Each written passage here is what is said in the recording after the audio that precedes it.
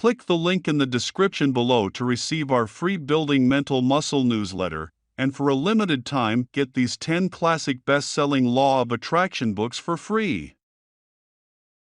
We hope you enjoy this presentation.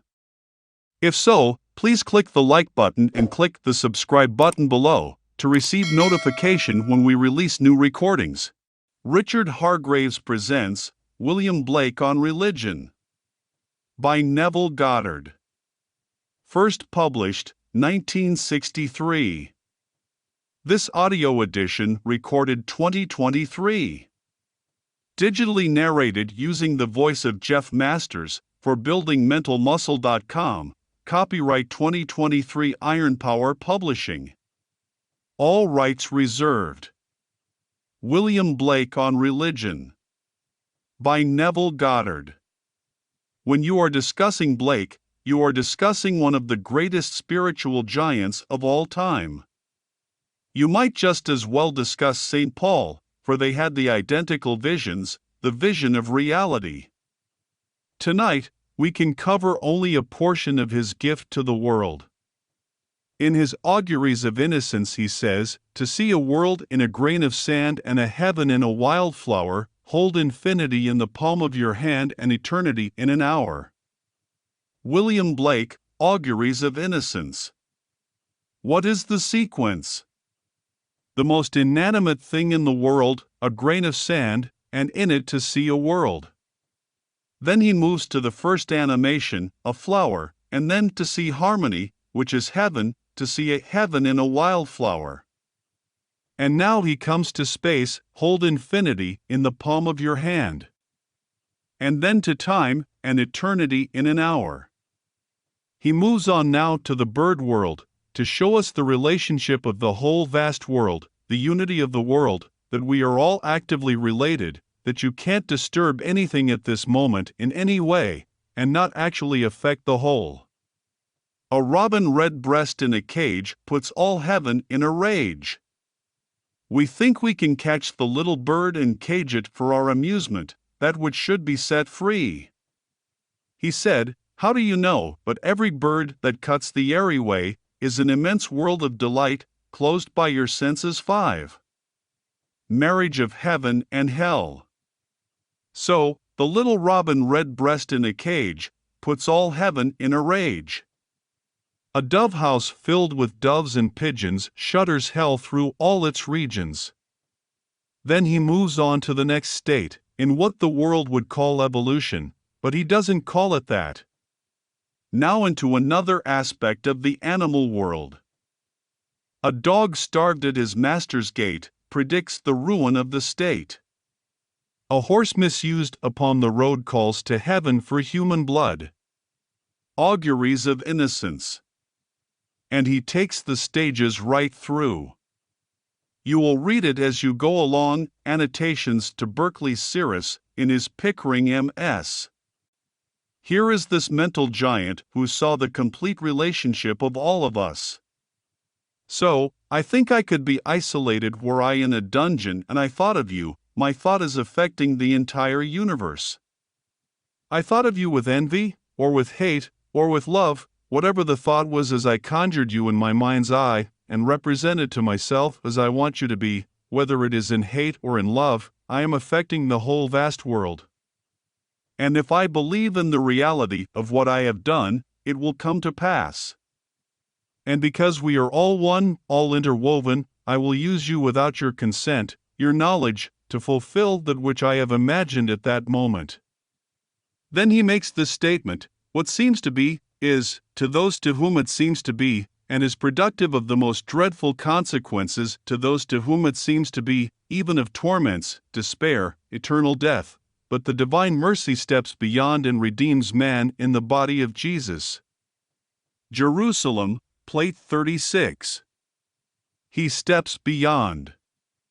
Because of this principle, man could be lost forever, not knowing what he is doing, but divine mercy steps beyond and redeems man in the body of Jesus.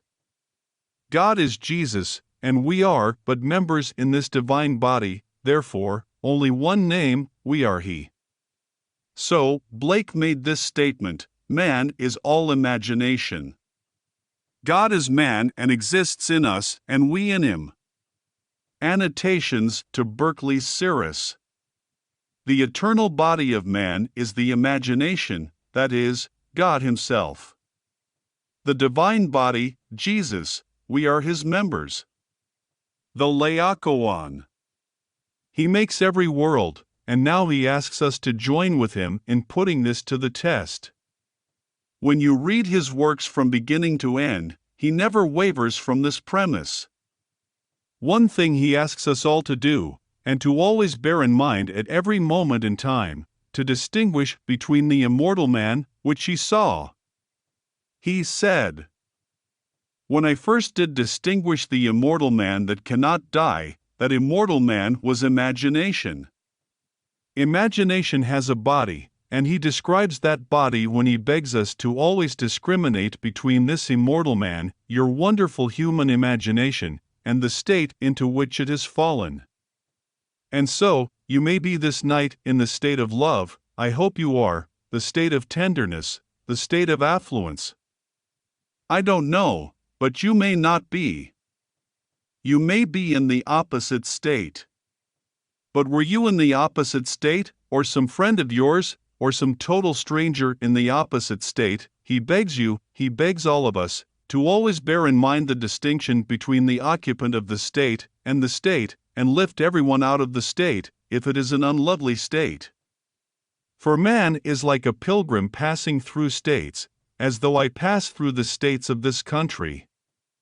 If this night I pass through Chicago, Chicago remains, but I, the pilgrim, pass on. If I pass through any state, the state of poverty, when I leave poverty, it doesn't really dissolve, it hasn't disappeared, I left it for anyone to enter. I hope they will avoid it, but anyone may fall into it, or deliberately go into it by feeling sorry for himself, feeling unwanted. And so, he tells us of these enormous states, infinite states in the world. That everything possible that could happen to man is already created in the form of states. When man enters the state unfolds because he, the operant power, has entered the state, and unknowingly he simply unfolds the state.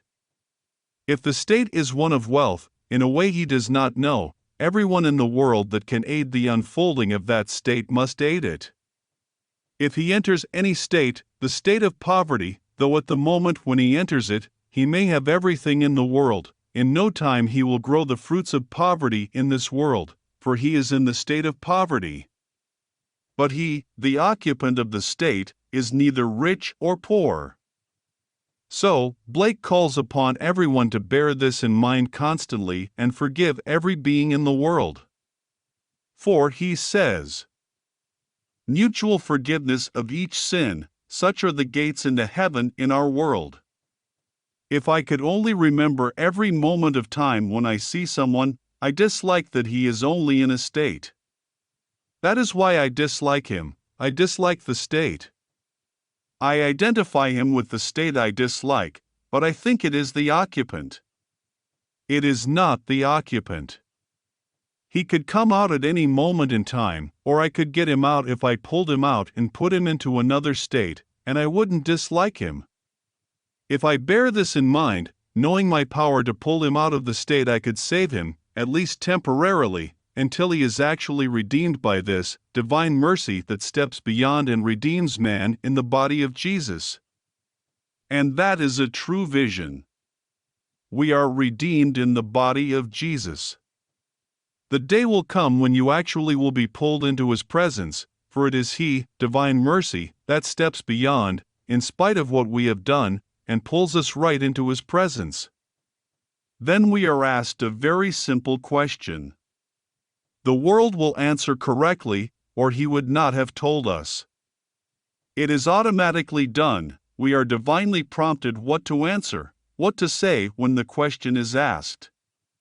We cannot make a mistake, for we are actually prompted from the depths of our soul, and we answer. At that very moment he embraces us, and we become one with him, Jesus.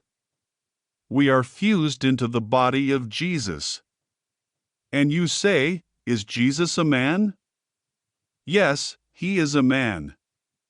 So, Blake makes the statement, if thou humblest thyself, thou humblest me, thou also dwellst in eternity.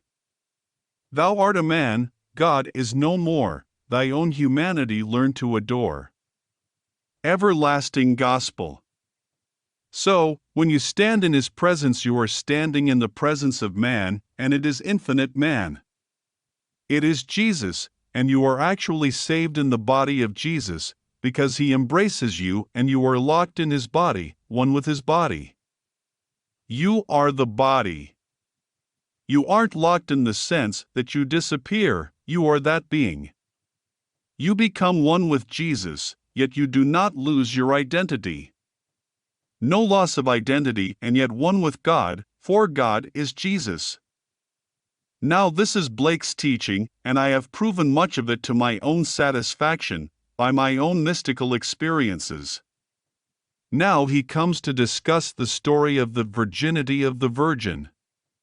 For are we not told in Isaiah, chapter 7, verse 14? Therefore, the Lord Himself will give you a sign. Behold, a virgin shall conceive and bear a son, and shall call his name Emmanuel. Isaiah, chapter 7, verse 14. The word Emmanuel means God is with us. Listen to it carefully, she will conceive and bear a son and call his name Emmanuel. The child will be given the name as a token.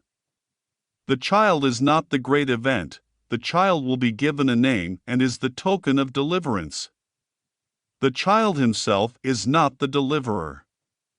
The child is simply the sign of an event taking place. Now Blake writes one single little verse, and he speaks of it as the virginity of the Virgin. You are the virgin, whether you be male or female, I am the virgin, we are all the virgin. I didn't know what was happening to me any more than you will know what is happening to you. He puts it in 4 little lines, whatever is done to her she cannot know, and if you'll ask her, she will swear it so. Whether 'tis good or evil none's to blame, no one can take the pride, no one the shame. Poems from the Notebook, on the Virginity of the Virgin Mary and Johanna Southcott. So, we said in the story, how can this thing be, seeing that I know not a man? And through the centuries thousands of columns have been written condemning the act, for it was out of wedlock, and they take it on this level. It is not on this level.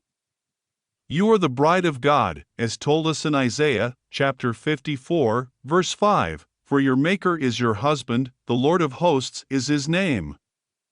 Isaiah, chapter 54, verse 5.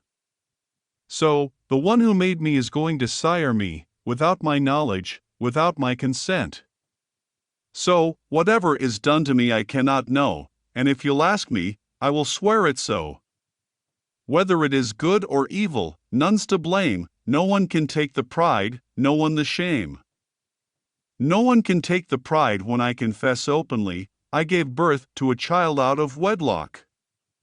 For no one sired that child and no one can claim he sired it.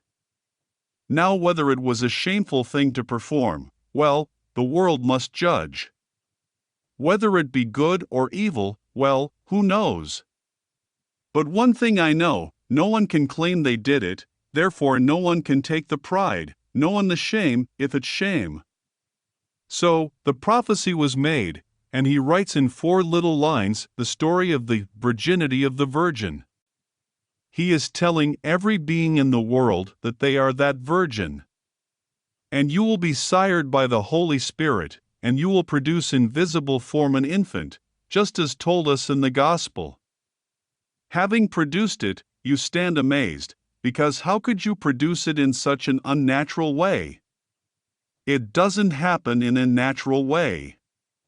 Therefore, you are the virgin who conceived unknowingly, for she said, how can I conceive, how can I have a child seeing I know not a man? Then you are told the Holy Spirit will come upon you and the child will be the child of God. But it will only symbolize an event that is taking place, and you will be the Son of God. In that act you were the child, who symbolized your acceptance. But the Son of God is also God the Son, and the Son of God is made to say, I and my Father are one. Blake saw the whole vision so perfectly, so clearly, and told us in his fabulous works. Said he of the Bible, I know of no other Christianity, and no other gospel than the liberty, both of mind and body, to exercise the divine arts of imagination. Imagination, the real and eternal world, into which we shall all go after the death of this vegetable mortal body. He would accept no other form of Christianity. And he said, all ritual, all creeds, everything in the form of a ritual, was Antichrist. No, religion means by definition a time devotion to the most exalted reality that one has experienced. But religion as practiced is simply artifice, creed, ceremony, confession, and all outward show, and Blake would have none of it. The whole thing to him was anti-Christian, because to him the whole thing was from within, something the individual experienced that no one by argument could shake. Years later, another brilliant mind, William James, made this observation and wrote it in a letter, not in a book, to his son. The Sun allowed it to be published in 1920 in the Atlantic Monthly. In this letter, James said, the mother seed, the fountainhead of religion, begins in the mystical experience of the individual. All theology, all ecclesiasticism are secondary growth, superimposed. These experiences belong to a region that is deeper, wiser, and more practical than that which the intellect inhabits. For this they are indestructible by intellectual arguments and criticism. William James. Blake would have endorsed that 100%. You couldn't disturb him.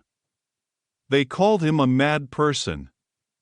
Even to this very day, they speak of him as one who was unbalanced. He confessed in one of his letters that William Cowper came to him.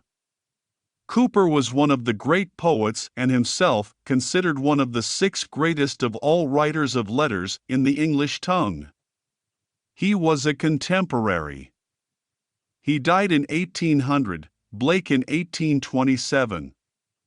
He was much older than Blake, and Blake in his letter did not say whether Cowper came to him while he walked this earth or after he made his exit from this earth, because Blake could not conceive of death in any sense of the word. Nothing died, all things survived. He said, Cowper came to me and said to me, would that I were mad always, I cannot rest. Would you not make me truly mad? Then he said, look at you, you are healthy, and yet you are more mad than all of us. Would that I were as mad. I cannot rest until I am as mad as you are. He claimed that was what Cowper said to him. That he would now be a refugee from unbelief. We think we are sane when we believe in the evidences of the senses, when we believe in some mathematical state that proves itself in performance. He spoke of Blake as one who was a real refugee from unbelief. I tell you a fantastic story, and you don't believe it. Would that you would believe. Believe it, though reason would deny it and your senses deny it. Just to believe it and become a refugee from unbelief, because true religion cannot be analyzed. You can't rationalize it. It is based upon these mystical experiences in the depths of the soul. Blake said of the Bible, the entire Hebrew Bible, he did not mention a few of the works. He didn't mention Ruth, Nehemiah, and things of that sort, but he said, the 5 books of the Decalogue, the books of Joshua and Judges, Samuel, a double book, and Kings, a double book, the Psalms and Prophets, the fourfold Gospel, and the Revelations everlasting. Jerusalem, Plate 48. He did not name the prophets, which he called the latter prophets. Also, the major, Isaiah, Jeremiah, and Ezekiel. He said these are true vision. He did not mention the epistles, but he said the four Gospels, Revelation, and the Hebrew Bible are eternal visions of what really exists. He saw it so clearly that all these characters are personifications of eternal states and communed with these states, for when you commune with them, they seem as real as you are. But they are personifications of God's infinite mind. Every aspect of His mind is personified. You are not an aspect of the mind, something entirely different. You are one with God. Man is all imagination. God is man and exists in us, and we in Him. Annotations to Berkeley's Cirrus. The eternal body of man is the imagination that is God Himself, the divine body Jesus. We are His members, part of the body of Jesus, and because there is only one name, we are He. So, we pass through a process, a simple process which you can't evoke, you can't hasten it. But when you least expect it, divine mercy steps beyond and redeems man right into the body of Jesus. Then he passes through these stages, where he is born from above, where suddenly he beholds the divine Son, David, as his son. Then the great woven structure of the body, the temple, is torn from top to bottom and he ascends to be one around this infinite throne of Jesus, who is God. I actually believe it. I can't prove it to you, and I can't take you with me into that moment of time where I experienced it. I can only tell you I have experienced it and ask you to believe it and share with me in belief, that you yourself may become a refugee from unbelief. For the man who cannot leave what he can touch with his hands and rationalize, cannot believe. And this is something you are called upon, although you have not seen it. Blessed is the man who has not seen and still believes. John, chapter 20, verse 29. That is how the Gospel of John, chapter 20, verse 29 ends. Those who heard about it, who would eventually experience it, like Job, chapter 42, verse 5, he said, I have heard of thee with the hearing of the ear, but now my eye sees thee. Job, chapter 42, verse 5. He heard about it and then came the experience, and he saw exactly what Blake is talking about, because Blake saw it. I ask you to believe with me and take his works. I wouldn't attempt to interpret for you. I have so many commentaries of Blake, and they cost much more than all of Blake's works put together, any one of them. You can buy Blake for $5, all this including his letters. I have invested in Blake's works, at home, close to $1,000 in commentaries, and no two agree as to what Blake means by his fantastic experiences. But I bought all these commentaries of Blake before I had the experience. I could have saved $1,000. I don't regret it. I have them at home and there they stand in my library. 3 volumes I paid $100 for, published by a dealer just back from England. These are rare volumes. Others he made me pay $55 and $65 for single volumes. And I have the whole of Blake in a none such volume. So, you read him, and all of a sudden you see exactly what he is trying to tell you, because you had a similar experience. Then comes the unfolding of the flower within you, the tree, and you have the experience, the same thing because all will have the identical experience, colored a little bit differently because we are all unique in God's eye. So, we have the same experience as we unfold on this great tree of life. Just think of it. If I can tell you what I would feel from Blake. Someone said, he was the last civilized man. Well, I hope not, but that is what was said of him. Blake had no venom in him, no impulse to hurt. He didn't have to restrain the impulse. Being all virtuous, he acted from impulse and not from rules. He was simply a virtuous man in the sense that he loved people.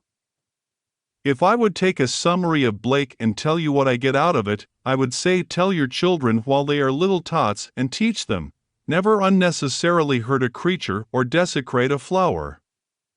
That is the beginning of reverence, and reverence is the beginning of wisdom. If you couldn't hurt a flower, you couldn't desecrate it. You see little children, not knowing what they are doing but in the presence of adults who should know better, and they will take a lovely rose and tear it and desecrate it. If the parent at that moment, or the adult, whether he is the parent or not, would stop the child and explain, not at any time to unnecessarily hurt a creature, take the wings from a butterfly.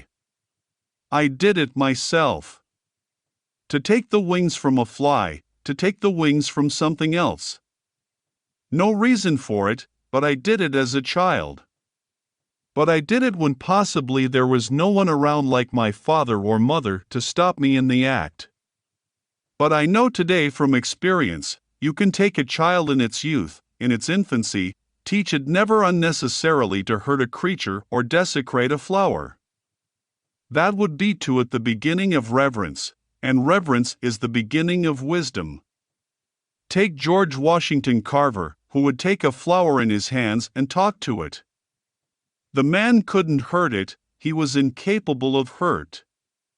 He would talk to a sick flower and ask the flower what was wrong with it and try to tell him that he in turn may bring in the solution to that rose bush, which he did. And he gave us, because he couldn't hurt, this synthetic world of ours. He took the ordinary little peanut. He talked to the peanut and wondered, what are you for? Why did God make you? He made you for a purpose. And then the peanut communed with George Washington Carver. And today we have 300 byproducts from the peanut and hundreds of byproducts from the southern pines, and from other things. I heard that gentleman the year he died. Just before he died, he spoke in New York City at the forum held every year by the Herald Tribune, always held at the old Waldorf Astoria. He said, and I heard him, I saw him, that this concern about tomorrow's not being able to feed the world. From the southern states of this country, forget the northern states, the southern states, we could feed the entire world, and clothe the entire world from the byproducts. What we could extract from the southern pine and the peanut and all things, the synthetic world. George Washington Carver. He called it the synthetic world. Today you can go into a store, and they brag about the synthetic garments. They call it Dacron or some other name and tell you how much better it is than the so-called natural thing that you would normally wear. All these are synthetic garments, and they claim they are better in feeling, lasting wear, and everything else. All that goes back to a man who couldn't hurt. And he was born a slave. I think he was sold for a horse or something. So, we have to redeem him.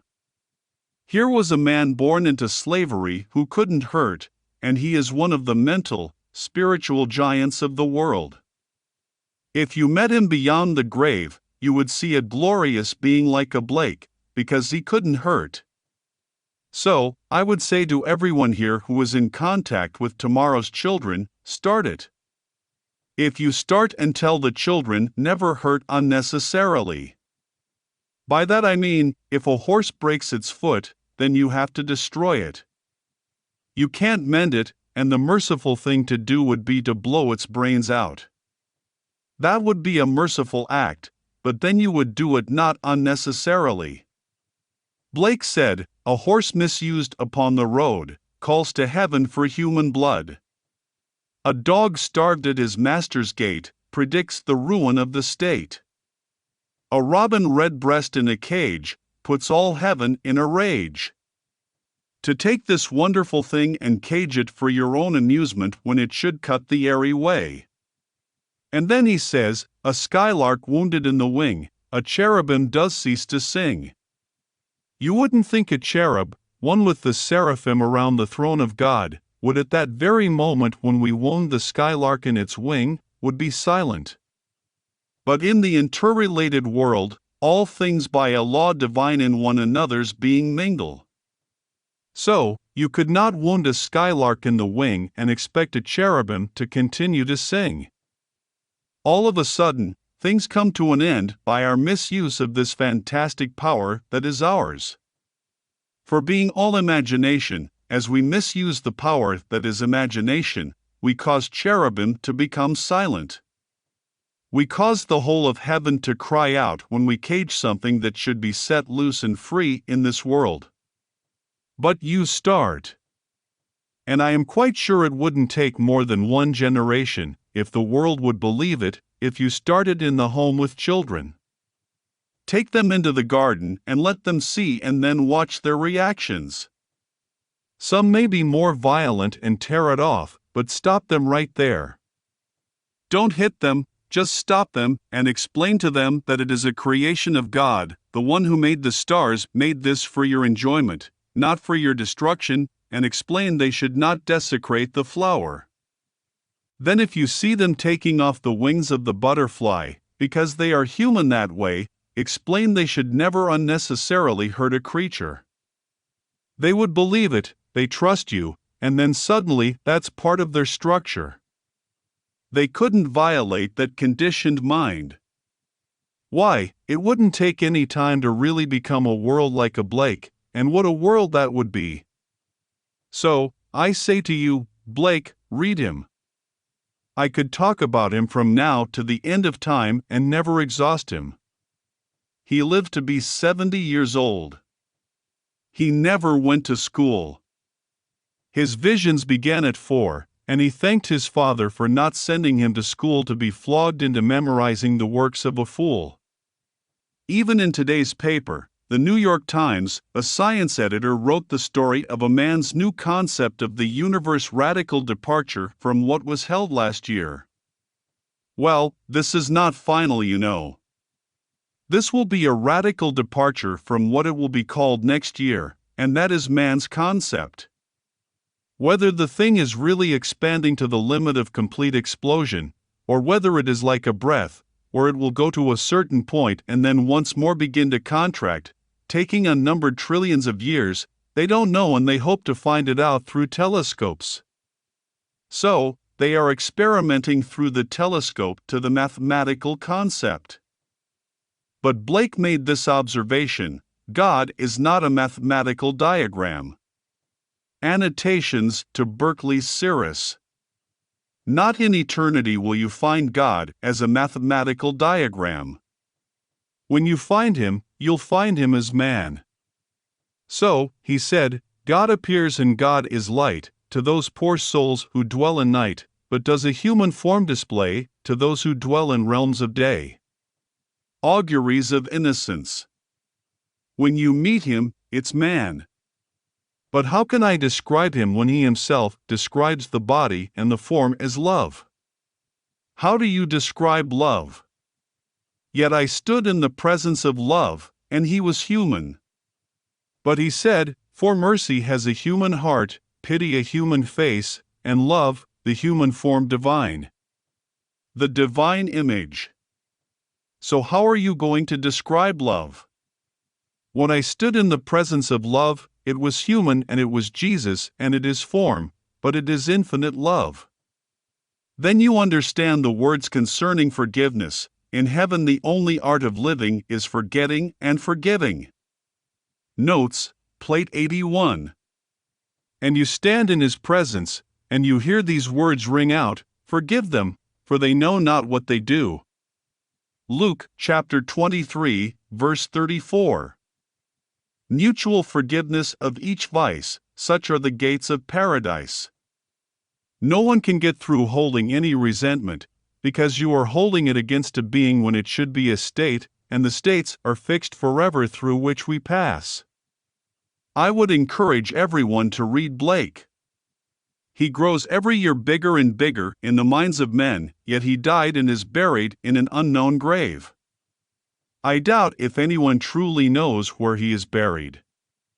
Possibly, because he was poor in those days in England, they buried the paupers 4 and 6 to a grave. So, Who knows where he is buried?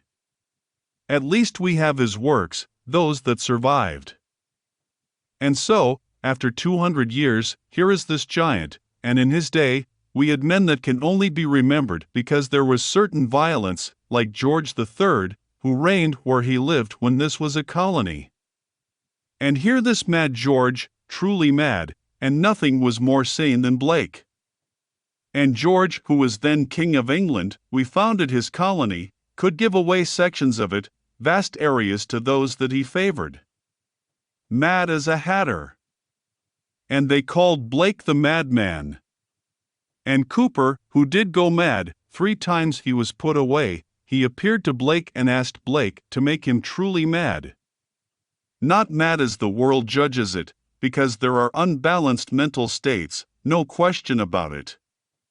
Make me as mad, Blake, till I become like you, a refugee from unbelief. He was torn between the two. If I could only go all out and believe in the reality of my imaginal act and not look back. Just go all out and believe that things are as I desire them to be. But don't look down now to my understanding to see if it is really happening, like pulling up the little seed to see if it is taking root. Really believe that it is going to take root, and in its own way it unfolds within itself and grows. But don't pull it up, walk right out in the belief that things are as I desire them to be, even though at the very moment it seems darker than ever. And if I do that, that is what Blake did. They said that many a day he had not a potato in the house and no money. His wife must have been an angel of angels. To remind him there was no food in the house, and then he would have to go out and sell one of his paintings or get a commission to make a painting. She would put before him on the bare table an empty plate and a spoon, so when he came to dinner, well, that's it. He took the hint and then would go out and either borrow a pound or a few shillings or try to get a commission for a picture he had not yet painted. He lived in that so-called dream world. But what he has done to posterity. How he has affected the entire world. And when you think today that no one who understands the English tongue called upon to make a list of the 6 greatest users of English tongue of all times has the same order of value, but within 6 they could not omit the name of Blake. And he never went to school. Just that inspired mind, the greatest, most wonderful mind. He said he talked to Isaiah and Ezekiel, and he asked them about imagination, and they said, "In ages of imagination this firm persuasion removed mountains, but many are not capable of a firm persuasion of anything." Marriage of Heaven and Hell, Plate 12. Well now, I could not if I told you for the rest of my days exhaust or do justice to Blake, but just enough to encourage you to read him for yourself. And take my experience, having paid $1,000 for the works of Blake, you buy Blake and omit the commentaries. I have them at home and I read them, and they remain read but not to be reread. But I make Blake my daily companion as I do the Bible. So, take Blake and take the Bible and read it. If you don't understand him at first reading, reread it and keep on rereading. I'll tell you one thing it will do for you, it will increase your vocabulary and lift your use of words to the heights. Now let us go into the silence. Question and answer session. Question: what is the symbol of the lark? Answer: when he said, "A skylark wounded in the wing, a cherubim does cease to sing," he identifies that skylark as but the externalized shadow of the song of a cherubim. He calls this the world of shadows, Jerusalem, Plate 71, fatally reflecting an activity that cannot be seen by mortal eye, that the heavenly world enacted has thrown its shadow to interest man in some strange way in this world. For man is in a world of sea, it is on the sea. His greatest poem, Jerusalem, begins on the theme of the sleep of Oro. This fantastic world is called Oro by him, where we are so sound asleep it is likened unto eternal death. And he calls upon us to awake. So, all these will aid us to awake. So, if the cherubim by his song in this world through the shadow of a bird called the skylark, but we go out and we doubt. For instance, as friends of mine, I call them my friends, wait eagerly for the dove season. And of course, I have always refused their dinner invitations to come and dine on doves. I love the doves. They come all over my place, and when the morning doves are beginning to coo. And coming from Barbados as I did, we have a certain native feeling toward the dove, and so they are fed. If you listen to him carefully, the male dove is actually saying, Moses spoke God's word, and then the female answers, he did, he did. I listen to it every morning. And then someone shoots him and asks me to come and dine. He tells us of the little lamb. The lamb misused breeds public strife and yet forgives the butcher's knife. For that purpose, to feed these vegetable bodies, the shadow, the mortal body, you forgive them that use of the knife. But to abuse it, the lamb misused breeds public strife, and yet forgives the butcher's knife. End of lecture. If you enjoyed listening to this recording, please click the like button and click the subscribe button below to receive notification when we release new recordings.